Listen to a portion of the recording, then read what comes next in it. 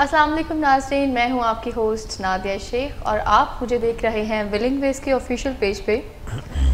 हर हफ्ते हम एक प्रोग्राम जो है वो कंडक्ट करते हैं विलिंग वेज के पेज के ऊपर डॉक्टर जावेद साहब के साथ डायबिटीज़ के हवाले से। डॉक्टर साहब का तारुफ थोड़ा सा मैं आपको करवाती चलूँ, जो कि एसोसिएट प्रोफेसर मेडिसिन हैं और डायबिटीज़ इंस्टीट्यूशन के अंदर ये काफ़ी अरसे से डायबिटीज़ और थायराइड के पेशेंट्स को ट्रीट कर रहे हैं, उनको देख रहे हैं। हम डॉक्टर साहब को वेलकम कहते हैं प्रोग्राम के अंदर। खुशामदीद डॉक्टर साहब, अस्सलाम वालेकुम। वालेकुम अस्सलाम। कैसे हैं डॉक्टर साहब आप? अल्हम्दुलिल्लाह फाइन। Okay, very good. आपने मुझसे नहीं पूछा कि मैं कैसी हूँ। आप कैसी हैं, आप बताएं। मैं ठीक हूँ। डॉक्टर साहब, आज हमारे पास जो टॉपिक है वो एक तो बड़ा इंटरेस्टिंग टॉपिक है, डायबिटीज़ की कॉम्प्लिकेशंस के हवाले से। एक लिस्ट जो है कॉम्प्लिकेशंस के हवाले से डायबिटीज़ को लेकर है, उस पर हम यकीनन बात करेंगे पूरे प्रोग्राम के अंदर। लेकिन उस टॉपिक पे जाने से पहले मेरे पास एक क्वेश्चन है। वर्ल्ड डायबिटीज़ डे जो मनाया गया नवंबर के अंदर, उसके बारे में क्या अहमियत है उसकी, और आप किस तरह से देखते हैं इस दिन को, क्या कहेंगे इसके बारे में? वर्ल्ड डायबिटीज़ डे है वो 14 नवंबर को हर साल मनाया जाता है और ये वो दिन है जब बर्थडे थी उस अजीम साइंसदान की जिससे इंसुलिन की डिस्कवरी की। और इंसुलिन को एक तरह से मैं अब यह याद कहता हूँ बिकॉज कई सारे लोगों की इंसुलिन की वजह से ज़िंदगियाँ बदल गई। वो लोग जो टाइप 1 डायबिटीज़ की वजह से जिनकी डेथ्स हो रही थी, इंसुलिन के आने से वो ज़िंदगियाँ सेव होना शुरू हो गई और वहाँ से कई सारी डिस्कवरीज हुई और नई नई इंसुलिन भी आई और इंसुलिन टाइप मेडिसिन भी आई और उस इंजेक्टेबल्स भी और आ गए, नॉन इंसुलिन बेस्ड थेरेपीज़ भी आ गई। सो एक ट्रीटमेंट प्लान बनना शुरू हो गया डायबिटीज़ का। इस साल जो उन्होंने हर साल एक थीम रखा जाता है डायबिटीज़ के हवाले से, तो इस साल जो थीम रखा गया वो फैमिलीज़ एंड डायबिटीज़ है। अच्छा, कुछ आज हम बिटर फैक्ट्स के ऊपर भी बात करेंगे। डायबिटीज़, मैं हमेशा डायबिटीज़ का रोशन पहलू आपको बताता होता हूँ और पॉजिटिव चीज़ें बताता हूँ। आज कुछ बिटर चीज़ें भी बता देते हैं। आपको पता है दुनिया में इस वक्त कितने पेशेंट्स हैं डायबिटीज़ के? बता दें आप एक अंदाज़ा लगाएं। कोई 10 मिलियन होंगे। 10 मिलियन होंगे ना, आपका ख्याल है? तो 425 मिलियन जो है पेशेंट्स हैं। 425 मिलियन पेशेंट्स हैं और इतने पेशेंट्स ना होते अगर हम बेटर एजुकेशन करते और लोग फिज़िकल एक्टिविटी, अपने लाइफस्टाइल चेंजेस और स्ट्रेस फ्री लाइफस्टाइल को क्रिएट उसको अडॉप्ट करके वो डायबिटीज़ से बच सकते थे। इस वक्त दुनिया में जो डायबिटिक पेशेंट्स हैं उनमें से लेस दैन 50% जो है, यानी 1 in 2, अगर 2 डायबिटिक पेशेंट्स है तो लेस दैन 1 उसको एक अप्रोच है और वो जाके डायबिटीज़ के बारे में एजुकेशन लेता है। हमारे जो डॉक्टर्स हैं every one less than 1 in 5, यानी 5 में से एक आधा ऐसा होता है जो डायबिटीज़ के अंदर पोस्ट ग्रेजुएशन स्टडीज़ करता है, यानी मेडिसिन, इंटरनल मेडिसिन करता है या आगे फील्ड ऑफ एंडोक्रिनोलॉजी में जाता है। तो ज़्यादातर जो लोग हैं हमारे, इवन जो जनरल फिजिशियंस हैं, वो are MBBS and they have no special courses for diabetes. वो भी डायबिटीज़ की ट्रीटमेंट के बारे में उतने आगाह नहीं है कि लेटेस्ट ट्रीटमेंट क्या है, कैसे उसको मैनेज करना है। तो एक तो अवेयरनेस उस लेवल पे ठीक करने की ज़रूरत है। सेकंड ये है कि आपकी जो एक डायबिटीज़ पेशेंट की जो फैमिली है उसमें से देखें तो 1 in 4 को आइडिया है कि डायबिटीज़ क्या है और उससे बचने के क्या तरीके हैं। तो सिर्फ 4 में से एक बंदे को आइडिया हो सकता है फैमिली में से, यानी वो जो साथ जाता होगा पेशेंट के। और फिर ये है कि 212 मिलियन के करीब जो लोग हैं वो अभी अनडायग्नोज्ड हैं, यानी अभी उनको पता ही नहीं है कि उनको डायबिटीज़ है। तो ये फिर कैसे, ये जो छुपे हुए डायबिटीज, ये स्टेटिस्टिक्स जो है वो मतलब लिए गए हैं ना। जब आप चेक करते हैं आप देखते हैं कि अच्छा इतने परसेंटेज आ रही है इस एरिया में, तो आप फिर आइडिया लगाते हैं कि इतने डायग्नोज केस है और इतने अभी अनडायग्नोज हैं, उनको पता ही नहीं इनको डायबिटीज़ है। तो इसका मतलब है कि हमें डायबिटीज़ डे इस साल जो हमारा थीम है 2018 और 19 का, वो ये कि हम फैमिलीज़ को एजुकेट करें। किस चीज़ के बारे में एजुकेट करें? Number 1, to discover the diabetes. अगर कोई डायग्नोज नहीं है तो अपने टेस्ट करवाए और डायग्नोज बनाए, अपने अंदाजे न लगाए कि मुझे कौन सी कुछ सिम्टम्स हैं। आप किसी को कहना कि आप अपना ब्लड टेस्ट करवा लें शुगर के लिए या डायबिटीज़ के लिए, तो वो क्या पहला रिस्पांस क्या होता है? जैसे मैं आपसे कहूँ कि आप अपना आज ब्लड टेस्ट करवाएं, तो आपका क्या रिस्पांस होएगा? डॉक्टर साहब मुझे तो कोई इलामात ही नहीं है, मुझे तो है ही नहीं, मेरी फैमिली में नहीं है, वगैरह वगैरह। तो हमें लोगों को एजुकेट करना है कि डायबिटीज़ का डायग्नोसिस टेस्टों के ज़रिए मुमकिन है। ऐसे नहीं है कि आप इलामात के ऊपर पहचाने। टाइप 2 डायबिटीज़ में सिम्टम्स कई दफ़ा नहीं होती। तो एक तो ये कि discover diabetes, number 2 prevent diabetes. अगर आपको डायबिटीज़ होने वाली है, जैसे हमने लास्ट में बात की थी प्री डायबिटिक अफराद की, अगर लोग प्री डायबिटिक फेज़ पे हैं तो वो अपनी डायबिटीज़ को होने से रोक सकते हैं, तो हमने प्रिवेंशन करनी है। और अगर डायबिटीज़ हो गई है तो हमने ट्रीटमेंट इस तरह से करनी है कि हम उसकी कॉम्प्लिकेशंस को रोक सकें, जैसे कि हमारा आई टॉपिक है। अब बात मेरी समझ गई कि यानी ईच फैमिली का कंसर्न है इस वक्त डायबिटीज़। और आप अगर देखें पाकिस्तान जैसे गरीब मुल्क में 50% ऑफ द बजट जो उनके डेली एक्सपेंसेस के लिए रखा होता है लोगों ने, वो इंसुलिन की इंजेक्शंस और इंसुलिन की सिरिंजें और डेली जो शुगर मॉनिटरिंग करते हैं उसकी स्टिप्स के एक्सपेंसेस पे निकल जाता है। तो जो यही हाल और सारे मुल्कों का है जो अभी डेवलप कर रहे हैं, उन मुल्कों के अंदर डायबिटीज़ के ऊपर एक्सपेंस जो आता है पर डे वो कहीं ज़्यादा है। तो क्यों ना हम डायबिटीज़ को रोक लें? अगर हम रोकेंगे तो ये एक्सपेंस बच जाएगा ना। तो इस तरह से हमने लोगों को अवेयरनेस क्रिएट करनी है कि वो डायबिटीज़ से बचें और एक तरह से अपनी इकॉनमी की तरफ जो है वो अपने जो फाइनेंसेस हैं उनको बचाएं। जो फाइनेंसेस आपके डायबिटीज़ की ट्रीटमेंट पे लगने हैं, including the expenses of injections, the tablets and the blood sugar steps, glucometers and visits to the consultants, everything. Right. बहुत अरसा पहले हम एक अखबार निकाला करते थे, उसका नाम था शुगर अखबार का।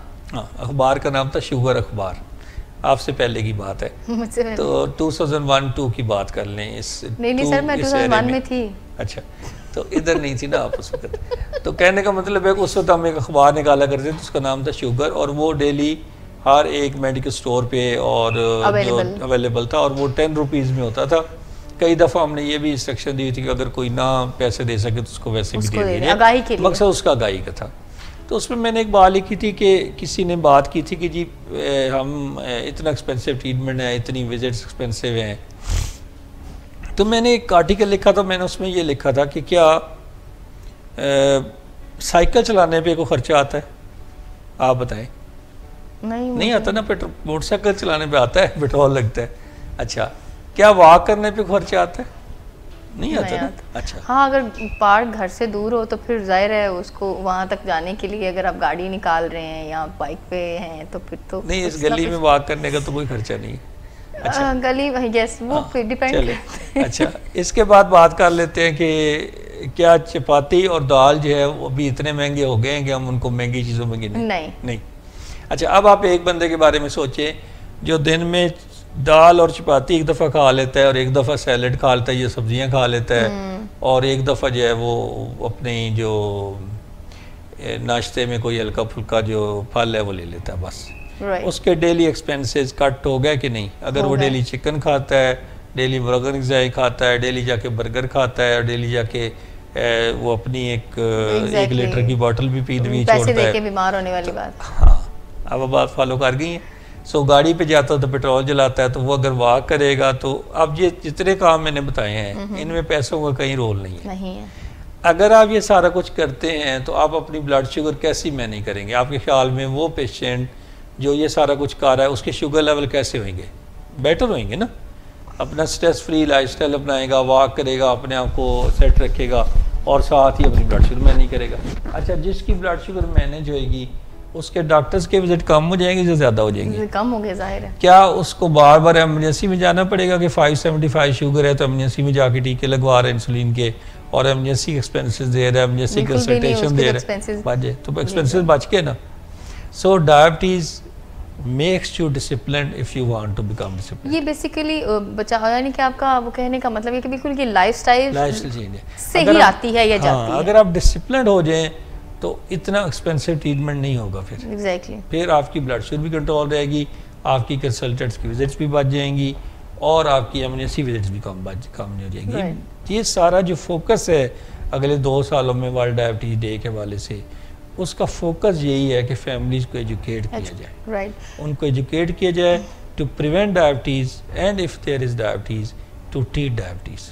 ये 2 है हमारा। बहुत शुक्रिया डॉक्टर साहब, आपने इतना अच्छा उसको वर्ल्ड जो डायबिटीज़ डे के हवाले से इंफॉर्मेशन प्रोवाइड की कि बेसिक पर्पस जो है हमने पेशेंट्स को रिड्यूस करना ना, कि उनके आपने 425 मिलियन पेशेंट्स हैं, इतने ज़्यादा हैं, मतलब अगर वो अपना लाइफस्टाइल ठीक रखें या अपना ख्याल रखें तो एक तो ना सिर्फ वो जो एग्जिस्टिंग पेशेंट्स हैं वो अपनी डायबिटीज़ को कम कर सकते हैं, बल्कि लाइफस्टाइल ओवरऑल चेंज होने से जो मेरे जैसे लोग हैं या जिनको नहीं है वो भी इस चीज़ से बच सकते हैं। यानी कि बेसिक चीज़ वर्ल्ड डायबिटीज़ डे के मनाने की का मकसद जो है वो यही है कि हम आगाही और जो है लोगों को इस चीज़ के बारे में इंफॉर्मेशन प्रोवाइड करना ही इसका बेसिकली पर्पज़ है। डॉक्टर साहब, अभी हम आते हैं अपने आज के टॉपिक की तरफ। डायबिटीज़ के ऊपर बात जैसा कि आप जानते हैं चलती रहती है हमारी, और बहुत सारी चीज़ें डिस्कस होती हैं प्रोग्राम के अंदर।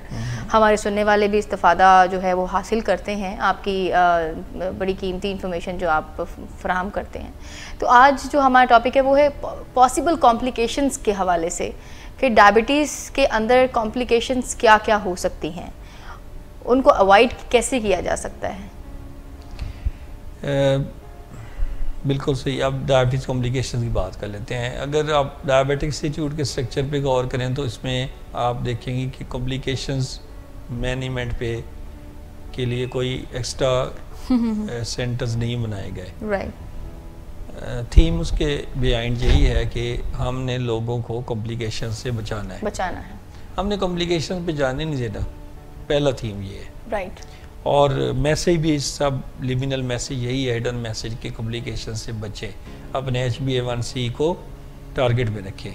यानी अपने जो 3 महीने की ब्लड शुगर की एवरेज है उसको आप 120, 130, 150 तक रखें, और अपना जो 3 महीने वाला टेस्ट है HbA1c उसको 7% से कम रखें। राइट। और कई पेशेंट्स में हम उसको 6% पे भी ले आते हैं, 6.5 से नीचे ले आते हैं, ठीक है। और कई उससे भी नीचे ले जाते हैं जो अच्छे समझदार और मॉडल डायबिटिक होते हैं। एक टर्म होती है मॉडल डायबिटिक, जो अपनी डायबिटीज़ को अच्छी तरह जो दूसरे पेशेंट्स के लिए बेसिकली मॉडल होते हैं। मॉडल होता है, ठीक है। तो अब ये है कि आपने कॉम्प्लिकेशंस की बात, यानी जब भी किसी की ब्लड शुगर कम मैनेज करने की बात करते हैं तो वो ये सवाल पूछ सकता है कि इतना जो मैंने झंझट करना है और मैं स्ट्रेस मैनेजमेंट करूँ, मैं अपनी ब्लड शुगर मैनेजमेंट करूँ, मैं BP मैनेज करूँ, अपने कोलेस्ट्रॉल मैनेज करूँ, ये सारा मैं क्यों करूँ? ये सवाल पूछ सकता है ना पेशेंट कि जी फलाना तो कोई नहीं कर रहा, मैं क्यों करूँ? तो आप फिर स्टेटिस्टिक्स बताती हैं कि अगर आप अपनी ब्लड शुगर लेवल को 30 मिलीग्राम नीचे लाएं, से आज आप डॉक्टर जावेद के पास आए हैं, या डॉक्टर इम्तियाज़ के पास आए हैं, या डॉक्टर मंसूर के पास आए हैं, और आपकी ब्लड शुगर 300 है, और अगले 1 महीने में आप अपनी ब्लड शुगर 200 पे रखते हैं, तो आपने एक तरह से 90 मिलीग्राम से ज़्यादा यानी 100 मिलीग्राम अपने नीचे काली blood sugar, every 30 milligram sugar जब नीचे लेके आते हैं उससे आप अपनी ये कॉम्प्लिकेशन रेट को 37% कम कर लेते हैं। यानी उसका रिवार्ड है। ऐसा नहीं है कि अगर एक पेशेंट ब्लड शुगर 400 रखता है और दूसरा 200 रखता है, और टारगेट्स में तो दोनों नहीं है, दोनों की ज़्यादा है। हमारी अपनी जो टारगेट्स हम बनाते हैं शुगर कंट्रोल के, उसमें से दोनों ही ज़्यादा हैं, एक की 200 है, एक की 400 है, तो 200 वाला फिर भी बेनिफिट है इस सेंस में कि उसके अंदर कॉम्प्लिकेशन रेट कम हो गया। तो इसका मतलब है कि 1% HbA1c कम करते हैं अगर आपका 3 महीने वाला टेस्ट ये है, तो आप 37 to 40% माइक्रोवास्कुलर कॉम्प्लिकेशंस कम करते हैं। अब कौन सी कॉम्प्लिकेशंस मेन कैटेगरीज हैं? कुछ ऐसी होती हैं जिनको हम माइक्रोवास्कुलर कहते हैं, यानी जो खून की छोटी नालियों को जो है इफेक्ट करती है, और कुछ ऐसी कॉम्प्लिकेशन हैं जो मैक्रोवास्कुलर हैं, जो बड़ी नालियों को इफेक्ट करती है, खून की बड़ी नालियों को। डायबिटीज़ समझ लें कि खून की नालियों की बीमारी है। माइक्रोवास्कुलर जो कॉम्प्लिकेशन है वो 3 मेन है। एक आंखों के ऊपर फर्क पड़ता है, उसको हम कहते हैं रेटिनोपैथी, ठीक है। और दूसरा होता है कि किडनीज़ के ऊपर इफेक्ट आना शुरू हो जाता है, तो किडनीज़ का जो इफेक्ट आता है उसको हम नेफ्रोपैथी कहते हैं, यानी डायबिटिक किडनी डिजीज़। और थर्ड जो चीज़ होती है वो है न्यूरॉन्स, असाब। ये जो लोगों के पाँव जलने शुरू हो जाते हैं, पाँव सोन होना शुरू हो जाते हैं, इसको हम कहते हैं diabetic neuropathy. So there are 3 main complications microvascular: retinopathy, kidney disease, nephropathy, and then this neuropathy, असाबी न्यूरोपैथी तकलीफ, ठीक। आंखों की असाबी है और पैरों की, 3 मेन हो गई। अब है कि मैक्रोवास्कुलर हैं, जैसे बड़ी बड़ी वेसल्स इन्वॉल्व होती हैं। बड़ी वेसल्स कौन सी हैं? हार्ट की वेसल्स हैं, तो हार्ट के अंदर हार्ट अटैक हो सकता है, MI हो सकता है। और ये डायबिटिस को साइलेंट MI होते हैं, इनको चेस्ट पेन कई दफ़ा नहीं होती बिकॉज इनके असाब कमज़ोर होते हैं, तो इनकी पेन की सेंस कमज़ोर होती है। तो इसलिए इनको हो सकता है कि सिर्फ सांस फूलने लग जाए या इनकी दिल की धड़कन में कोई फ़र्क आ जाए तो उससे ये पता लगे कि हार्ट अटैक है। और दूसरा जो है वो है कि स्ट्रोक हो जाए, ब्रेन के अंदर फालज हो जाए, इसको कहते हैं पुरफ्याम में। और थर्ड मोस्ट इम्पॉर्टेंट है पाँव की बीमारी। डायबिटीज़ एक लीडिंग काज है रीनल डिजीज़ की, किडनी फेलियर की, और लीडिंग काज है पाँव की बीमारी की। पाँव की जो एम्पुटेशन है, जो नॉन ट्रामेटिक, जैसे एक तो एक्सीडेंट्स में कई दफ़ा पाँव का सर्जरी करके उसको काटना पड़ता है, तो दूसरी जो नॉन एक्सीडेंटल काज है वो डायबिटीज़ नंबर 1 है। डायबिटीज़ लीडिंग काज है, स्मोकिंग उसमें एडअप कर देती है। तो डायबिटीज़ को अगर आप कंट्रोल रखेंगे तो ये कॉम्प्लिकेशंस भी नहीं होंगी। मैं मतलब हमेशा कॉम्प्लिकेशंस के ऊपर बात करते हुए हमेशा साथ में उसका पॉजिटिव बात ज़रूर करता हूँ कि अगर आप अपने ब्लड शुगर लेवल में नहीं रखते हैं, अपने कोलेस्ट्रॉल में नहीं रखते हैं, अपने बीपी को में नहीं रखते हैं, तो फिर कॉम्प्लिकेशंस होने के चांस नहीं है ऑलमोस्ट। लेकिन अगर आप नहीं करते तो फिर कॉम्प्लिकेशंस होंगी, डेफिनेटली होंगी। राइट, ठीक है डॉक्टर साहब, अभी आपने इसकी काइंड्स बताई हैं, इसमें थोड़ा सा हम डिटेल में बात करेंगे ज़रूर। अभी नाज़रीन आप हमारे साथ रहिएगा, डॉक्टर साहब बहुत ही इंपॉर्टेंट इन्फॉर्मेशन जो है वो दे रहे हैं, हम थोड़ी देर में वापस आएंगे, हमारे साथ रहिएगा। बेचैनी, इसका हमें तदारक करना है जी। और दूसरी बात यह है कि हमें सेरोटोनिन को अप रखना है ताकि खुशी भी ऊपर के दर्जे पे रहे, और जोश को भी पूरा रखना है ताकि ज़िंदगी का एहसास बाकी रहे।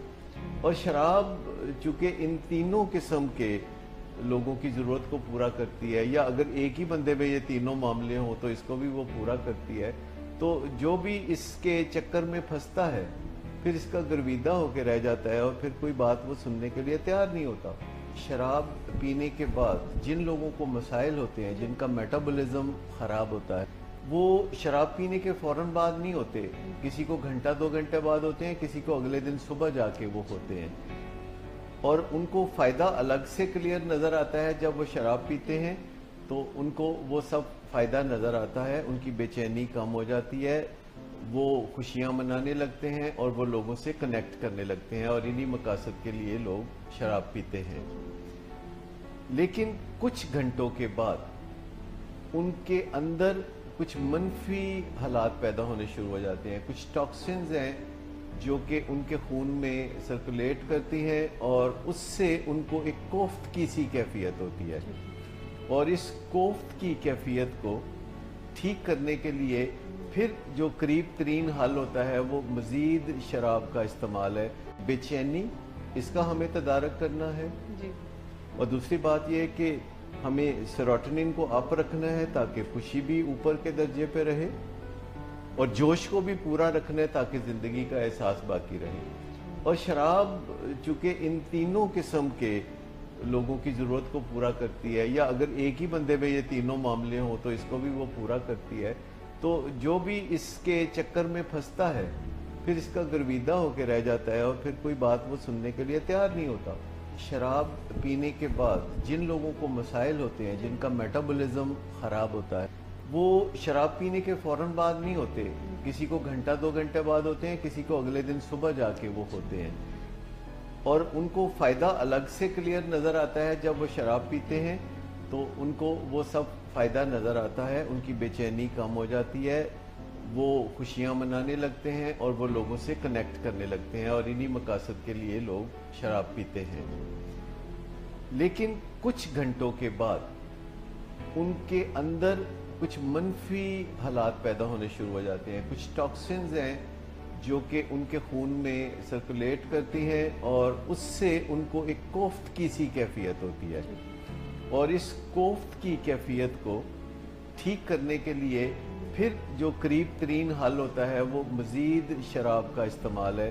लंबी डाल दी है। वेलकम बैक नाज़रीन, हम बात कर रहे थे कॉम्प्लिकेशंस के बारे में डायबिटीज़ को लेकर, तो डॉक्टर साहब से मज़ीद हम बातचीत करेंगे, लेकिन मैं यहाँ पे ये सर बयान करती चलूँ कि कुछ हमारे पेशेंट्स हैं जो कि कमेंट्स में या हमें इनबॉक्स करते रहते हैं। जैसे हमने कॉम्प्लिकेशंस की बात की है, तो मेरे पास 1-2 क्वेश्चंस हैं पेशेंट की तरफ से कि नर्व डैमेज के बारे में, उसको डिटेक्ट कैसे करना है, पता कैसे चले कि हमें, जैसे अभी हम बात कर रहे थे, आपने उसकी मेन माइक्रो वो टाइप्स बताई हैं, उसमें एक नर्व डैमेज के बारे में आपने बात की, तो उसकी डिटेक्शन कैसे की जा सकती है, मरीज़ को कैसे पता चल सकता है इस बारे में?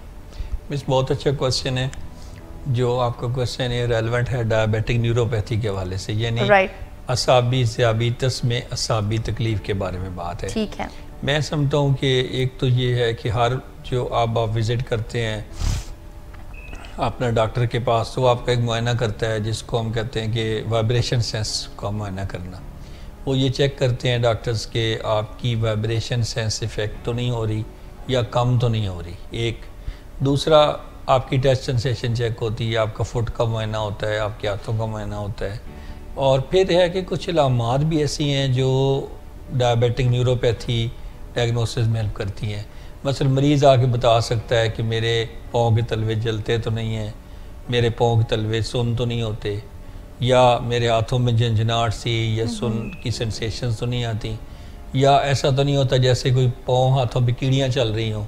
ऐसे भी कई मरीज़ डिस्क्राइब करते हैं। कुछ लोग कहते हैं कि हाँ सेंस उनकी ज़रा हाइपर सेंसिटिव हो जाते हैं, उनके पाँव के ऊपर अगर पलंग पे लेटे हुए हैं और कंबल लग जाता है, कंबल का कपड़ा या कोई और कपड़ा जो वो लेते हैं, वो लगने की देर होती है तो उनको पेन होनी शुरू हो जाती है, तो हाइपर एस्थेटिक हो जाते हैं। ये भी एक इलामत है कि डायबिटिक न्यूरोपैथी हो रही है। कई मरीज़ आपको हमें आके बताते हैं, आप भी कभी कभी मरीज़ों की बातें सुनती रहती हैं नीचे आके क्लिनिक में, तो जो मरीज़ हैं कई बताते हैं कि जो उनका जूता उतर गया लेकिन उन्हें पता ही नहीं चला। मसलन यहाँ से वॉक करने निकले थे, रास्ते में जूता उतर गया, वो खुद रेस कोर्स पार्क में गुजर गया, जूता डायबिटिक इंस्टीट्यूट के पास पड़ा हुआ है। अच्छा। तो फिर जाके किसी ने उनको नोट कराया कि भाई ये जूता तो आपके पाँव में नहीं है, तो फिर उन्हें पता लगा। फिर मैंने यहाँ पे बताता चलो कि सर्दियों में हम मरीज़ों को मना करते हैं कि हीटर के करीब ना बैठें, क्योंकि मैंने ऐसे कई केसेस देखे हैं चूँकि उनके पाँव सुन्न होते हैं, सेंसलेस होते हैं, तो हीटर के आगे पैर करीब करके रख के बैठ के पेशेंट बैठ गए और फिर वो उनको वहाँ पे जलना, आग लग गई, आग प्रॉब्लम हो गई, तो जलना शुरू हो गया पाँव, लेकिन उन्हें पता नहीं चला। तो ये भी केसेस रिपोर्ट होते हैं। और मैंने आपको बताऊँ इंटरेस्टिंग बात कि जंग से एक पेशेंट मेरे पास आए, तो उन्होंने कहा कि मेरे डॉक्टर साहब इस एरिए में पेन होती है, मुझे समझ नहीं आ रही कि कैसे ये ठीक क्यों नहीं ठीक हो रही है, क्या है ये। एक जगह उन्होंने आइडेंटिफाई की पाँव के ऊपर, और उसकी हिस्ट्री वो बताते थे कि एक दिन मैं सोया हुआ था तो उस वक्त ये शुरू हुई है, तो अभी तक ठीक नहीं हुई।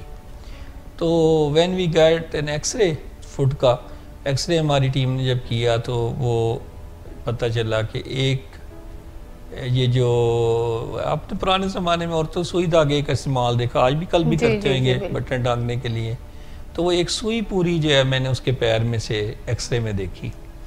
तो जो फिर उसकी डिटेल में गया तो वो असल में डायबिटिक न्यूरोपैथी के शिकार थे, और उनको वो जो सुई उस वक्त जो सुइयाँ जैसे काम घर में ख़वातीन ने किया, तो उन्होंने कई दफ़ा वो उधर ही काम करते करते उसी के अंदर कंबल उसके लियाफ के अंदर या बिस्तर किसी कोने में लगा देती है। तो वो साहब जो है उनको वो सुई उस तरह से चुभ गई, लेकिन उनको पता नहीं लगा इनिशली कि भाई ये कहाँ से कैसे गई है, और वो फिर उसमें डिटेक्ट हुई एक्सरे में, और वो फिर उसको रिमूवल की गई फॉरेन बॉडी की। तो कहने का मतलब ये है कि इनको एक तो ये बहुत बड़ी कॉम्प्लिकेशन पाँव अगर आपके सुन्न होते हैं और आपको प्रॉब्लम्स हो रही हैं, तो फिर आपको प्रोटेक्टिव मेजर्स लेने चाहिए। आपको जूता पहन के निकलना है, आपने नंगे पाँव बाहर नहीं निकलना, आपने हीटर के करीब पैर नहीं सेंकने रखने नहीं है, और इसके अलावा ये है कि आपने ये इन्फेक्शन का ख्याल रखना है। वहाँ पे कोई इन्फेक्शन हो गई है, कोई फोड़ा निकल आया है, कोई प्रॉब्लम ऐसी स्वेलिंग हो गई है, तो आप बाथरूम सर्जरीज ना करें। कई लोगों को आदत होती है वो घर में खुद ही सर्जरी शुरू हो जाते हैं अपने प्रॉब्लम्स की, जैसे कोई थोड़ा सा उनको ब्लिस्टर बना है या कोई चीज़ बनी है, तो वो अपने स्कैल्पल से घर में चाकू वगैरह से या किसी चीज़ से खुद ही उसकी सर्जरी शुरू कर देते हैं। ये बड़ा डायरेस हो सकता है। सो ये चीज़ें हैं जो डायबिटिक न्यूरोपैथी का एक एक्सट्रीम फॉर्म है। कुछ लोग डायबिटिक न्यूरोपैथी के ऐसे भी होंगे जिनके ये वाले मसल्स वीक हो जाते हैं, थाई के मसल्स वीक हो जाते हैं, और उनको अपनी इसकी पावर कम हो जाती है, उनको काम करने में मुश्किल होती है, उठने बैठने मुश्किल होती है। फिर उनका ट्रीटमेंट भी अल्टीमेटली ब्लड शुगर कंट्रोल और बाकी चीज़ों से किया जाता है। अच्छा, यहाँ मैं बताता चलूँ कि सारे डायबिटिक पेशेंट चूँकि मेटफॉर्मिन का इस्तेमाल भी करते हैं। मेटफॉर्मिन बहुत कॉमनली यूज़ होने वाली ड्रग है जो ग्लूकोफेज के नाम से आती है। ये मेडिसिन वैसे तो बहुत अच्छी है, लेकिन इसके साथ विटामिन B12 की भी कमी हो जाती है कई दफ़ा बॉडी में। तो अगर विटामिन B12 की कमी हो जाए तो उससे भी इलामात न्यूरोपैथी वाली आएंगी, यानी असाबी तकलीफ वाली इलामात आएंगी। तो डायबिटिक पेशेंट को अपना सीरम विटामिन B12 लेवल ज़रूर कर लेना चाहिए जब भी उनको पाँव में जलन या कोई सुइयाँ चुभनी या ऐसी इलामात ज़ाहिर हो, ताकि हम देख लें कि विटामिन B12 की भी कमी है तो उसको भी साथ ही ट्रीट कर लिया जाए। अच्छा, अब आपने ये एक बात की, इसके अलावा इसके डायग्नोसिस में कई दफ़ा हम नर्व कंडक्शन स्टडीज़ भी करते हैं। नर्व कंडक्शन स्टडीज़ ऐसे ही है जैसे कि हम किसी की ECG करते हैं तो हम हार्ट का रेट रिदम लेते हैं। इसी तरह नर्व्स के अंदर जो बरकी रो बह रही होती है उस इलेक्ट्रिक फोर्स को देखना हो तो आप नर्व कंडक्शन स्टडीज़ करते हैं, और वो मुख्तलिफ पेन जो होती हैं, नीडल्स होती हैं जो आप नर्व्स के अंदर लगाते हैं, वहाँ से फिर उसके साथ एक मशीन अटैच होती है जहाँ उसका रिजल्ट जनरेट होता है। तो वो उसका फाइनल डायग्नोस्टिक टेस्ट है अगर कोई पेशेंट को आना चाहिए। लेकिन इसकी आमतौर पर नौबत इसलिए नहीं आती कि क्लिनिकली पता लग जाता है कि पेशेंट को डायबिटिक न्यूरोपैथी है। बहुत शुक्रिया डॉक्टर साहब। अभी हमारे पास टाइम की कमी है, थोड़ा सा टाइम हमारे पास रह गया है। क्वेश्चन मेरे पास काफ़ी सारे हैं, लेकिन फ़िलहाल मैं एक दो क्वेश्चन आपसे मज़ीद पूछूंगी। आँखों के बारे में जो आई डैमेज का कॉज करती है डायबिटीज़, उसके बारे में जैसे अभी आपने डिटेल में बताया, नर्व डैमेज के बारे में थोड़ा सा प्लीज़ गाइड कर दीजिए। डायबिटिक्स में जो आई कॉम्प्लिकेशंस हैं वो in the form of retinopathy है। उनके कई दफ़े एक तो ये उसकी एक फॉर्म ये होती है कि वहाँ पे कोई ब्लड आ जाए, एमरेज हो जाए, विट्रियस एमरेज हो जाए, वहाँ पे ब्लड लीक कर जाए। उसके लिए फिर ये जो आई के स्पेशलिस्ट हैं वो इंजेक्शन लगाते हैं। एक फॉर्म उसकी ये है कि आपका जो कैटरेक्ट है, जो सफ़ेद मोती है, वो जल्दी मैच्योर हो जाए और वर्स हो जाए। और सम टाइम कुछ लोगों के अंदर आई का जो प्रेशर होता है इंट्राकुलर वो बढ़ जाता है, जिसको हम ग्लाउकोमा भी कहते हैं। राइट। अच्छा, अब इसके बाद नज़र तेज़ी से जो गिरना शुरू हो जाती है, ये भी डायबिटीज़ की कॉम्प्लिकेशन है आई के ऊपर। ये सारे जो प्रॉब्लम्स हैं इनके अंदर जो बेस्ट इनकी प्रिवेंशन है वो क्या है कि आप अपना एनुअल फंडोस्कोपी करवाते रहें। एक टेस्ट होता है जिसको हम कहते हैं फंडोस्कोपी। फंडोस्कोपी क्या होता है कि आपकी आंखों में आई स्पेशलिस्ट कतरे डालेंगे और आपकी पुतली डायलेट कर दे, प्यूपिल डायलेट हो जाएंगे। उसके बाद आपका डिटेल्ड वो फंडोस्कोप, एक मशीन होती है, छोटा सा इंस्ट्रूमेंट होता है एनडी, उसके साथ वो मुआयना कर लेते हैं डार्क रूम में। तो फंडोस्कोपी वो टेस्ट है जो हर पेशेंट का एनुअल होना चाहिए। राइट। उससे आप आई के अंदर डिजीज़ को अर्ली डिटेक्ट कर सकते हैं और वेल इन टाइम में नहीं कर सकते। तो इसका मतलब ये है कि टाइप 2 डायबिटिक्स ये हैं वो जब डायग्नोज हो, आज पता लग गया डायबिटीज़ हुई, एक दफ़ा अपनी फंडोस्कोपी करवा लें। जी जी। और फिर एवरी ईयर करवाते रहें, आई स्पेशलिस्ट से विजिट करें। और जो टाइप 1 डायबिटिक हैं, जो बच्चे हैं इंसुलिन डिपेंडेंट हैं, वो अपने डायग्नोसिस के 5 ईयर के बाद से एनुअल चेकअप करवाते रहे आपको। 5 ईयर्स के बाद। 5 ईयर्स के बाद। तो टाइप 1 वालों में 5 ईयर के बाद करते हैं। राइट। टाइप 2 वालों को जल्दी इसलिए कर लेते हैं डायग्नोसिस कि हो सकता है उनको डायबिटीज़ पहले भी चल रही हो, 2-3 साल हो गए हो, तो उनको एट डायग्नोसिस ही डिटेक्ट। डॉक्टर साहब एक आखिरी क्वेश्चन जो पूछूंगी आपसे, किडनी डैमेज का किस तरह से उसको करें और उसका क्या टेस्ट है? अभी आपने टेस्ट के बारे में भी हमारे यहाँ लोग किडनी और दूसरी एक आर्गन के बारे में बड़े टची होते हैं। आप वो बताएं किसके बारे में? जिगर और गुर्दों जिगर के बारे में। वो कहते हैं ये मेरा जिगरी यार है, या कहते हैं मेरा जिगर खराब हो रहा है। यानी जिगर और गुर्दे जो हैं या किडनी जो गुजरांवाला के लोगों की तरह। हाँ, गुजरांवाला के लोगों की तरह। तो उनको मतलब बड़ा होता है कि मेरे किडनीज को कोई इफेक्ट ना कर दे चीज़। हालांकि जो चीज़ इफेक्ट कर रही होती है उस पर वो ध्यान नहीं देते। मैंने अक्सर देखा है पेशेंट्स को, जब हम डायबिटीज ट्रीटमेंट शुरू करने लगते हैं वो कहते हैं डॉक्टर साहब मेरे गुर्दे ना खराब कर दे कहीं। ओए होए। अच्छा, हालांकि उनको ये नहीं आइडिया कि भाई गुर्दे जिस चीज़ से ख़राब होने हैं वो शायद शुगर लेवल से होने हैं। ओके। अच्छा, दूसरा रात में भी गुर्दे ख़राब नहीं होते। ऐसे भी गुर्दे कच्चे किस्म के नहीं बने हुए कि भाई आज आपको डायबिटीज डायग्नोज हुई तो सुबह तक गुर्दे ख़राब हो जाए, ऐसा नहीं होता। It takes 5 years of uncontrolled diabetes which leads to kidney disease.